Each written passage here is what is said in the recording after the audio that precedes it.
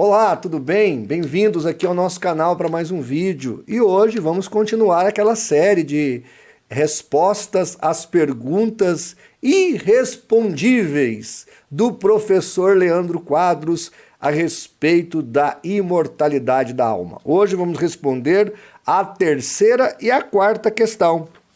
Mas antes, gente, por favor, olha, se inscreva no canal. Se você ainda não é inscrito, por favor, clique aí no inscrever-se e é gratuito, então participe aqui do nosso trabalho. Se possível, compartilhe o nosso vídeo e dê o seu like. Também a gente pede, você que quer acompanhar bem de perto, baixe o app do CACP. Toda vez que soltarmos um artigo novo aqui no canal ou lá no site, você será comunicado imediatamente. Então baixe o aplicativo do CACP. Se você quiser ajudar a gente de maneira mais substancial, mais efetivamente, você pode participar do Apoie-se. Entre lá no nosso link, Apoie-se, faça a sua inscrição e você pode contribuir com um valor mensal que Deus tocar no seu coração, tá bom?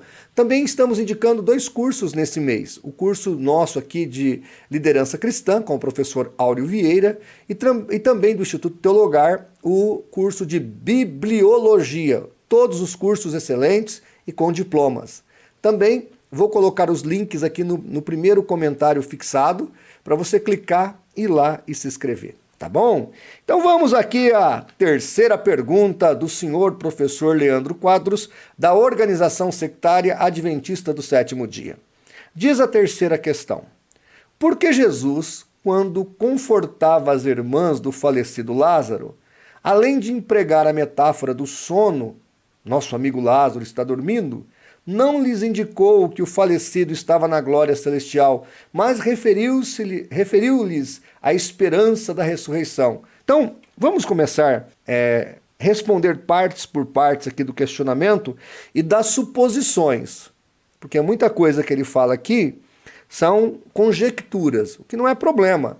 Agora, ele não pode pegar uma conjectura que está na cabeça dele e jogar para a gente. Isso é conjectura. Mas vamos lá. Primeira questão sobre a metáfora ou a alegoria de que a morte é um sono. Já já eu vou explicar para você que tem a ver com o corpo. Mas antes, deixa eu explicitar algo aqui. Neste livro aqui, olha, Nisto Cremos, na página 457, não dessa edição, da primeira edição, é dito assim: a Bíblia identifica repetidamente esse estado intermediário como um sono. Então, o que é o estado intermediário? Entre a morte e a ressurreição tem um momento. Esse ato, esse momento, nós chamamos de estado intermediário. Tanto nós protestantes, evangélicos, quanto os sectários, tanto adventistas, quanto testemunhas de Jeová. Para a testemunha de Jeová e adventistas, a alma está, aqui como disse o sono da alma, dormindo. Mas isso não é verdade. Nessa Bíblia missionária aqui da organização, não sei se a câmera focou aí, nós temos aqui um encarte, eu estou pondo aí para você na tela. Nesse encarte está dito o seguinte, que o homem quando morre deixa de existir. Repito, o homem quando morre deixa de existir. Então, diferentemente do que diz o Nisto Cremos, aqui são 2 fontes primárias, 2 documentos da seita, os adventistas e as testemunhas de Jeová não acreditam no sono da alma. Quem acredita nisso são alguns protestantes. Eles acreditam que o indivíduo, quando morre, deixa de existir. Por isso se chama doutrina do aniquilamento. Tá entendendo? E não sono da alma. Então é importante nós entendermos essa diferenciação entre aniquilamento e sono da alma. Tá certo? A gente tem que deixar isso bem claro, porque, como dizia o saudoso pastor Nathanael Rinaldi, o adventismo fala assim pelos 2 lados da boca. Fala para enredar e fala para engodar. Então, primeiro deixando isso aqui bem claro. Bem claro. Então, quem acredita no sono da alma são os adventistas? Não. É alguns teólogos entre os protestantes. Adventista e testemunho de Jeová acredita no aniquilamento. Agora, o que é que dorme na morte do indivíduo, né? Vamos deixar isso claro aqui na Bíblia. Está em 1 Coríntios capítulo 15, versos 53 e 54. Ali em 1 Coríntios 15, nós estamos diante da ressurreição do corpo. É um capítulo para tratar da ressurreição do corpo. E o apóstolo Paulo diz assim: porque convém que isto, ou seja, o corpo, que é corruptível, se revista de incorruptibilidade, e que isto, o corpo, que é mortal, se revista de imortalidade. E quanto a isto, o corpo, que é corruptível, se revestir de incorruptibilidade, e isto que é mortal, o corpo, se revestir da imortalidade, então cumprir-se-á a palavra que está escrito: tragada foi a morte na vitória. Então, o corpo humano é o que vai passar pela ressurreição. É o corpo humano que dorme. Por isso, a figura, porque ele está deitado. E aqui, gente, o professor Paulo tem um vídeo dele aqui, depois eu vou ver se eu coloco no final deste vídeo aqui, onde ele fala sobre a figura do sono. Porque sono não é aniquilamento. Quando você dorme, você não para de existir. Você sonha, você fala dormindo, você às vezes levanta e sai andando como um sonâmbulo. Então a ideia de sono, na figura do corpo, nem assim significaria aniquilamento. Embora o corpo ele será destruído na morte biológica. Tá? Então aqui se refere o sono ao corpo e não à alma. Provo isso? Provo. E formou o Senhor Deus o homem do pó da terra, e soprou em seus narizes o fôlego da vida, e o homem foi feito alma vivente. Gênesis 2, 7. Então aqui o adventista pega esse texto porque a teologia antropológica do adventismo é o que nós chamamos de monismo. O que é a doutrina do monismo? O monismo entende que o homem é uma coisa só, é um bloco só. Então, nesta visão, o homem só tem uma composição, o seu corpo. O corpo é a alma, o corpo é a vida. Morrendo o corpo, ele deixa de existir. Aí depois nós temos a visão dicotômica, que acredita que o homem tem uma parte física e uma parte imaterial, e a visão tricotômica, que diz que o homem é um espírito, mora dentro de um corpo e tem uma alma, que é o seu intelecto e a sua emoção. Tá? Então estou explicando aqui as cosmovisões. As duas, a dicotômica e a tricotômica, são complementares, sem problema. Agora, a monista não tem base bíblica. Olha o complemento hermenêutico da própria Bíblia. Zacarias 12:1. Peso da palavra do Senhor sobre Israel. Fala o Senhor, o que estende o céu, que funda a terra e forma o espírito do homem dentro dele. Veja que o contexto de Zacarias é a criação. Então ele faz uma invocação aqui na sua introdução, Deus falando através dele, e ele vai lá na criação. E ele deixa certo que o que Deus fez lá com Adão é criar a vida humana, colocando dentro do boneco de barro o espírito. Tá entendendo? Então logo nós temos a parte física e a parte espiritual. Corroborando com Zacarias, nós temos Salomão em Eclesiastes 12:7. E o pó volte à terra como era, e o espírito volte a Deus que o deu. De novo, parte física vai à terra, parte espiritual volta a Deus, que é o espírito humano.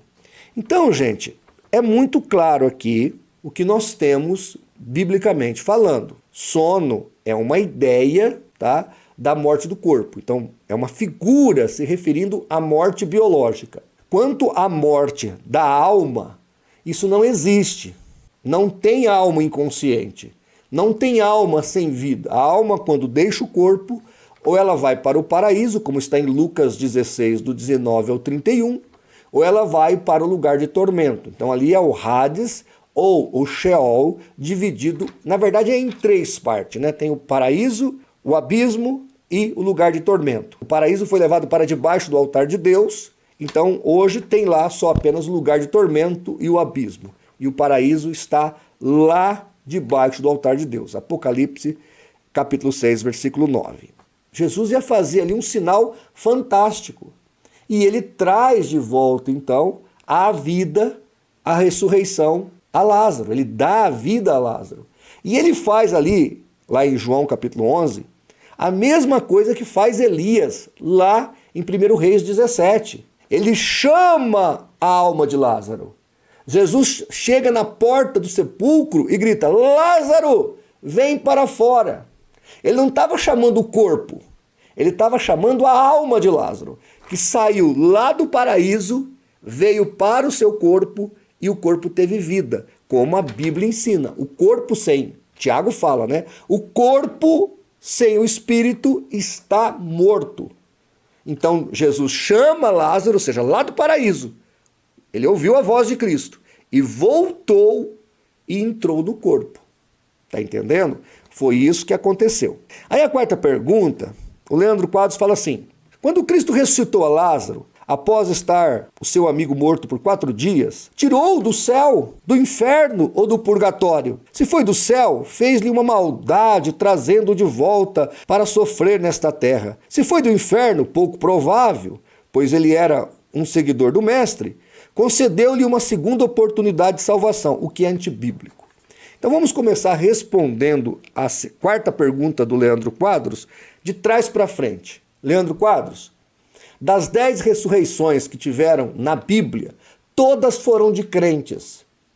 Porque só um crente pode ressuscitar, sair do paraíso e voltar à vida. Hebreus 9:27 está dito: ao homem está ordenado morrer uma só vez, vindo depois disso o juízo. Então o homem que morre condenado, ele já vai passar pelo juízo, ele não vai ter uma segunda chance.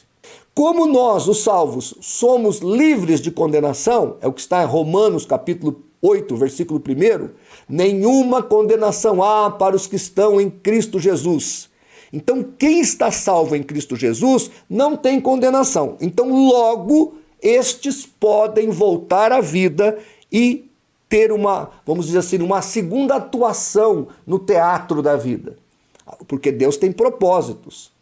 Tá certo? Outra coisa, Leandro Quadros, o Lázaro não ia reclamar com Jesus, porque para ele voltar, ele foi comunicado lá no paraíso. E quando ele chega aqui, ele está sabendo do propósito que ele ia ter, da grandeza do que ia ser a ressurreição do corpo biológico dele. Então ele volta para cumprir o seu propósito. Lembrando que a Bíblia fala que nem tudo que foi feito por Jesus e pelos seus seguidores foi escrito, porque não comportaria, segundo o apóstolo João, em todos os livros. Então, a especulação, o Leandro Quadros trabalhar em cima do que pode ter sido ou pode não ter sido, não é legítimo de um teólogo que realmente sabe dos fatos. Ele faz isso aqui de propósito. Outra malvadeza dele aqui é usar o termo purgatório. Nós não cremos em purgatório. Nós cremos em céu ou inferno. Quem morre e vai para o paraíso, vai para o céu. Quem morre e vai para o lugar de tormento, vai para o Guiena depois. Então veja, o paraíso vai dar suas almas. Os corpos vão ressuscitar, vão ser transformados em imortais e vão para a cidade celestial. No final do milênio, então, vai haver a ressurreição dos injustos. Aí está lá em Apocalipse 20, o Hades dará aos seus mortos. Então, as almas voltam do Hades, ressuscitam, serão julgadas por Deus no trono branco e aí vão para o Guiena, para sofrer por toda a eternidade. Isto é o que a Bíblia nos ensina. E aí, o que nós vemos nas colocações do Leandro Quadros, além de espantalhos a respeito da nossa fé com relação à imortalidade, nós vemos também pegadinhas desonestas, porque ele conhece a doutrina.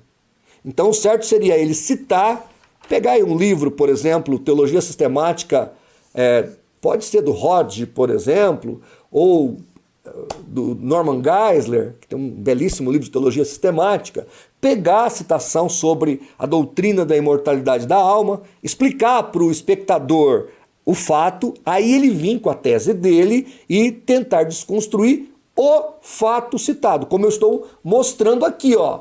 Isso aqui é evidência primária e prova do imbróglio adventista. Eu estou mostrando duas fontes, tá, que se contradizem com relação à questão de sono da alma.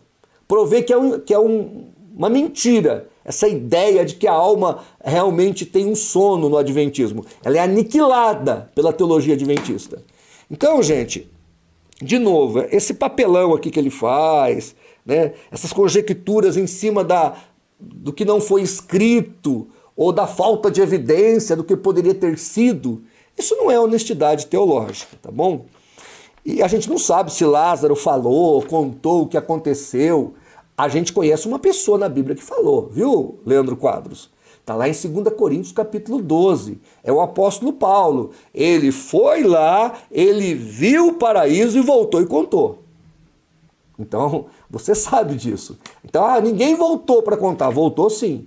Não vem com essa conversa para cima da gente não, que não cola. Nós estamos com a palavra e com a evidência documental dos fatos. Tá bom, gente? Então tá aí mais 2 questões respondidas. Depois a gente volta para responder a 5ª e a 6ª, e assim sucessivamente até a 10ª questão do senhor Azenilton, ou quer dizer, do senhor Leandro Quadros, tá bom? Então é isso aí. Ficou com dúvida? Deixa nos comentários aí que a gente responde. Um grande abraço então, obrigado por ficar comigo até aqui e até o nosso próximo vídeo.